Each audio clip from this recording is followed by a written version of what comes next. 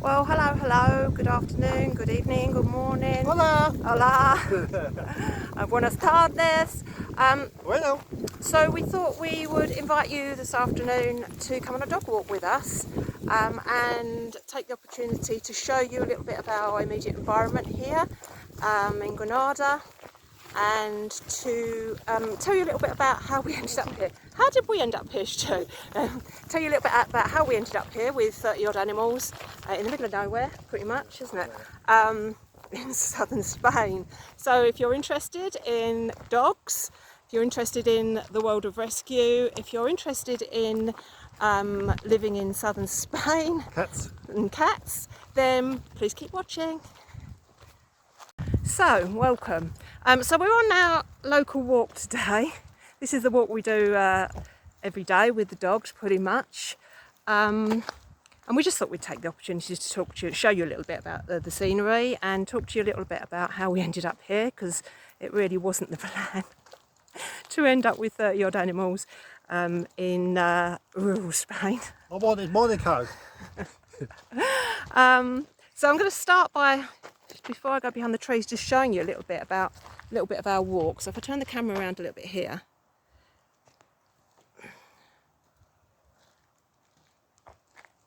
That's basically our view. Hope you can see that okay. And this is literally just outside our gate. Here comes Sykes. And at the moment we're walking 4 of the dogs. We've got Sykes, Sykesy. Psycho. We got little Tilly. Fine Tilly. Where'd Tilly go? Quick, run away, Tilly. Who's very nervous. I don't know if you've got her on there. We've got Bono, who's off somewhere. We've got Lemon, who's off somewhere. We don't walk the dogs. We've got 8 dogs at Casa Madhouse at the moment. Not all of ours, hasten to add. Some of them we're trying to find homes for. Some of them longer term fosters. But 8 dogs in total. We don't walk them all together. I see videos of people walking like 20 dogs on YouTube together, and honestly, I'm in awe of you, because I couldn't cope with that chaos. Can you imagine walking all the dogs together, Shay? Oh. We just can't do it, because they just all go off in different directions. So we never walk all the dogs together. We just kind of walk 3 or 4 normally together. So that's this 4. The others have been out for a walk just before. And this walk is just outside our door, literally our front gate. So to tell you a bit about where we live, we are living in the province of Granada. So about an hour away from Granada itself, Granada city itself. Our nearest little town is a town called Cuevas del Campo. But we are, how many kilometres from there, Stu? About 3 kilometres from there, pretty much in the middle of nowhere. We live in a cave house. I'll put a picture of the house on at the end for anyone that's interested. And we've been here since we bought the house in January. Before that, we were still living in Spain, but we were living down nearer the coast, between 2 towns really, between Huercal and Albox, right on the edge of a little village called Santa Peta. Nice little village called Santa Peta. And we'd been there for about 2 years when we bought this house. Oh yeah. Yeah, 2 years. We'd owned the house for longer. We'd been backwards and forwards to Spain before. But I hadn't wanted to move out here. Well, we hadn't wanted to move out here before, because my mum had been quite ill in the UK. So we'd owned the house a few years and been coming backwards and forwards for a few years. But finally moved out here in December 21, isn't it? Yeah, I was 50. Yeah, since December 21. Yeah. So it was nice living down there. It was more, I think, what you would expect, what a lot of people expect of Spanish expat living, maybe, I don't know. Closer to the coast, typical kind of villa. There was more of an English community down there. Lots to do, lots more kind of on your doorstep. We thought it was quite remote at the time, but compared to this, it really wasn't. And we had a couple of years down there. And people say, well, you know, was this always our plan to live where we are now with 30 odd animals? And it really wasn't, was it, Stu? No. No. I don't know what was our plan when we came out here. What was our plan? To relax. And retire and relax and get up whenever we want. It's true. Now we're up at 7:30 in the morning till 12, 1 o'clock in the morning. It's true. Honestly, we came out here like a lot of people, Gin and tonics again. expecting to, you know, to live the expat life. Really, I suppose. I don't know exactly what we expected, because we'd had a real tough few years. Not hard work, yeah. We'd had a real few tough years before we came out. My mum had been really ill. She'd been living with us. We'd been working really, really hard in our careers. We didn't see much of each other at all, did we? No. Like ships. Like ships that pass in the night. Yeah, I thought you was going to say sheep that pass in the night. And so I think the furthest we thought when we came out here was we just wanted some space and some time and to relax and to have a slower paced lifestyle and a bit of peace. And I think that's as far as we'd really thought. Do you? Is that, yeah? And we came out here with 2 dogs and 3 cats. The story of coming out here is a whole different story. I'll tell you that another time. That's a whole, Stuart didn't make me come across, but, you know, convinced me that we would be fine coming across with our life on a trailer, half of which fell off halfway across Spain, France. So, Oh, how we laughed. Oh, how we laughed, yeah. So we came over here with 2 dogs and 3 cats. And I guess if you'd have asked me, was I going to get any more animals, I probably would have said, yeah, we'd probably take on 1 or 2 more animals. But we didn't expect 30, did we? No. So how did it happen? That was you, innit? Going out dog walking and coming back with a cat. So, we after we came here, a little while after a few months, we started to get involved with a fantastic animal rescue organisation out here, who I will put their details down below, called APSA, the Animal Protection Society of Albox, and they were about a quarter of an hour from us, I guess, where we were living before, and we started going dog walking there once or twice a week, and I guess that's how it all began. So it's APSA's fault, really. Yeah, it's APSA's fault.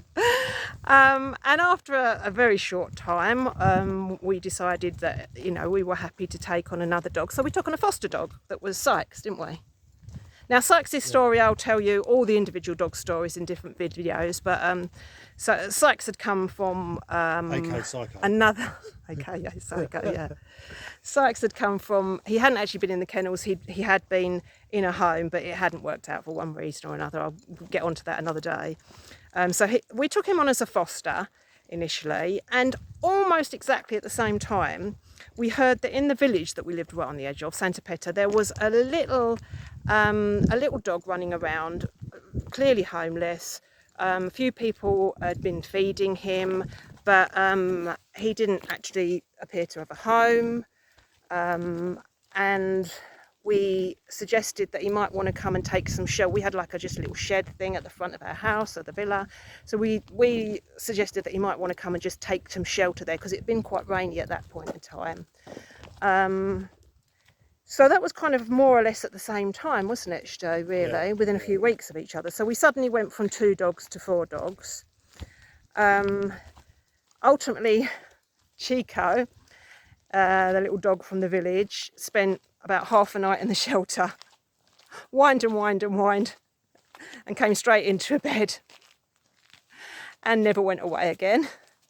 And Sykes, we kept as a foster for a few months. Nobody came forward to permanently adopt him, and it's really difficult, isn't it, after you foster? I mean, we do foster, but it's not easy. Once you've had a dog for a few months, it's really, really difficult. You get attached to them. So we actually took Sykes because he had a problem. That's why I call him AKA Psycho. Yeah, and we're sort of used to having problematic animals. Be careful what you're saying. Wives, that sort of thing. You know, You'll get used to Stuart. We're specialists Don't worry. in. Well, I am. I'm Specialist in special behaviour. in special needs.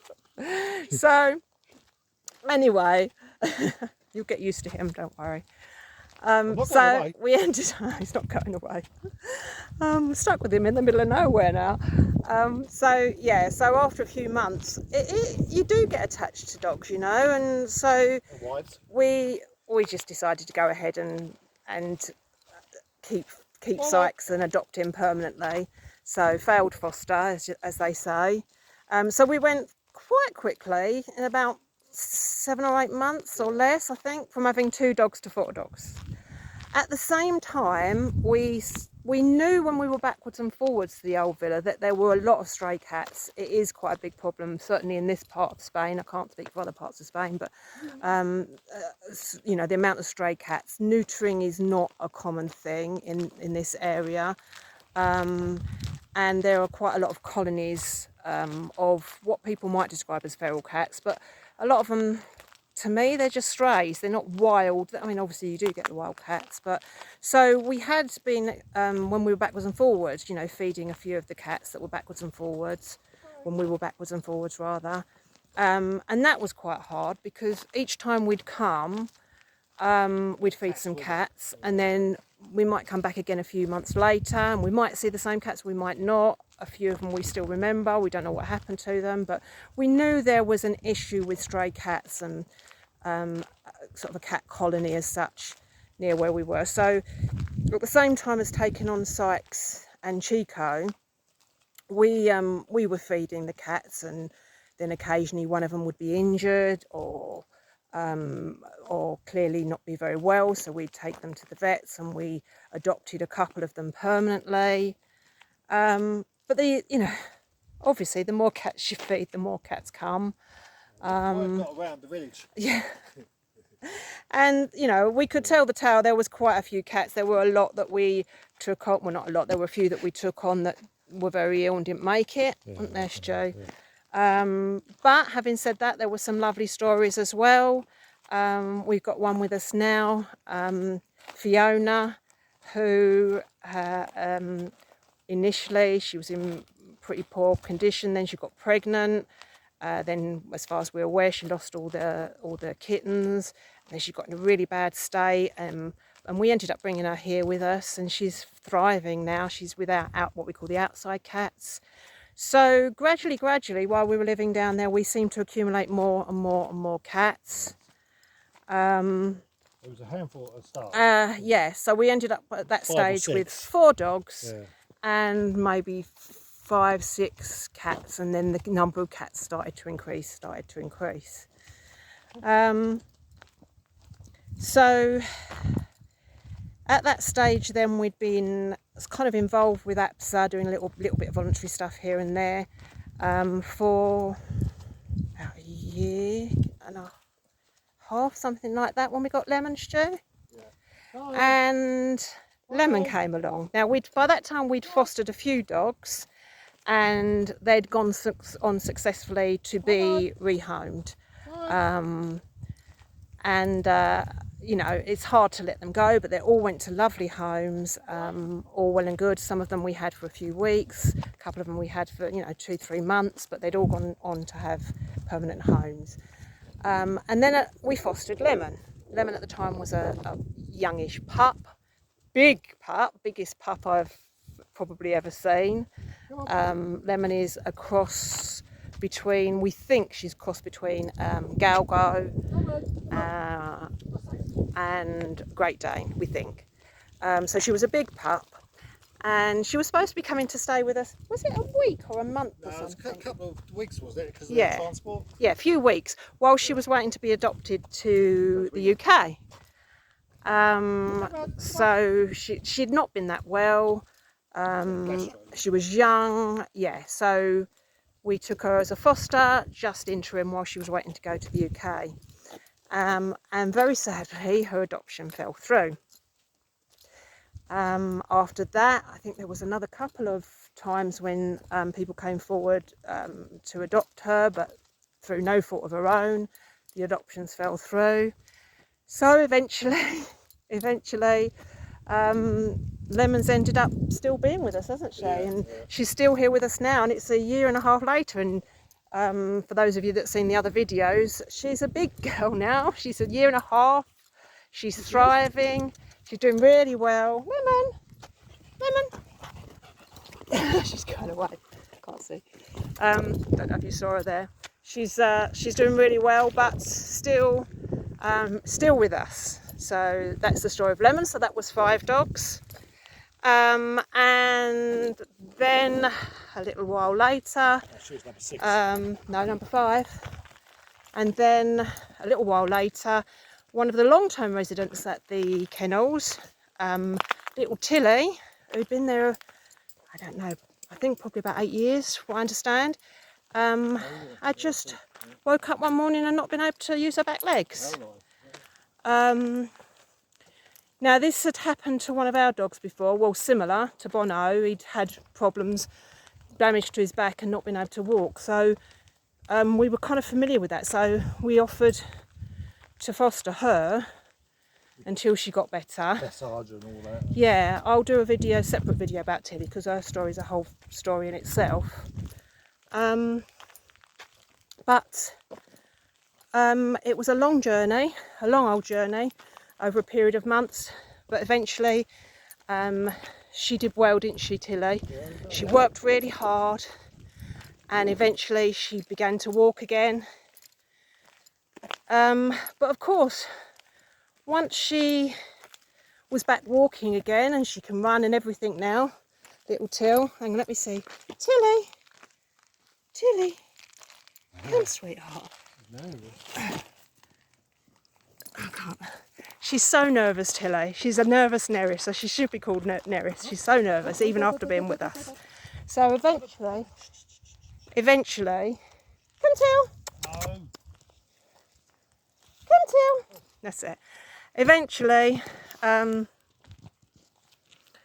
she got back to being well again. She can walk, she can run now. Still very nervous, but you know, at that point we didn't feel it was fair for her to return to the kennels, so she stayed with us as well, and she's still a foster. Nobody's come forward to adopt her, so she's still with us, still a foster. So that's 6 dogs. And most recently, since we've moved here at the beginning of the year, we've taken on 3 pups, but we've got 2 still.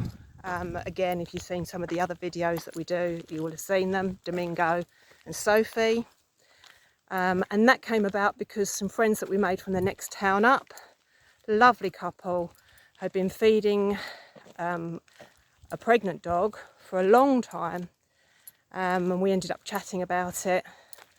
And they wanted to try and catch this dog. And I said that we would try and help if we could with finding a home once they'd caught her, and before any of us could do anything, she went and had the pups. We then went a few weeks where we worried because she didn't show up with the pups for ages, and we were concerned. It was very hot at the time. We were concerned that they'd not made it, they passed away. Yeah. And then she turned up with one day with one of the pups, who was Diego, who thanks again to APSA, has been rehomed to a really, really brilliant couple. And then one by one they caught the other 2 puppies that they've called Domingo and Sophie. So we've got Domingo and Sophie staying with us at the moment. And we're still desperately hoping that someone is going to come forward for them. They're such gorgeous puppies. And to be honest, they deserve more than we can give them at the moment. Because we're full. So that's how we ended up with 8 dogs at the moment. At the moment? Well, at the moment we've got 8 dogs. And 20 odd cats. Most of those came with us from the villa, which was fun. Because, as I say, a lot of them were outside cats, what some people might call wild cats. And whilst they weren't actually wild as some people might think of the word wild. They were very difficult to catch. Very, very difficult. We didn't manage to catch all of them, but we did bring a large number of the homeless cats over with us. 8? Oh, more than that, yeah. 9. And as well as our own cats. And since we've been here recently, we have accumulated a few more cats. We've fostered 4 that we're looking for homes for 3 of them. A couple more have turned up, so but there's not so many. There's not a colony near here. There's not so many. Yeah, there's just far because we're miles from anywhere here. So that's how we've ended up with all these animals. It wasn't planned. It's just ended up like this. Except donations. I suppose I'd have thought before we came here, we might have ended up with 4 dogs. I had 4 dogs not that long before we came away. Unfortunately, 3 had passed away. And maybe taking on another couple of cats, or just looking after the ones that didn't have homes, feeding them outside. But hey ho, that's life. So we kind of outgrew the villa we were in before. And at the same time had discovered this more rural area of Spain. I'll show you again some of the views.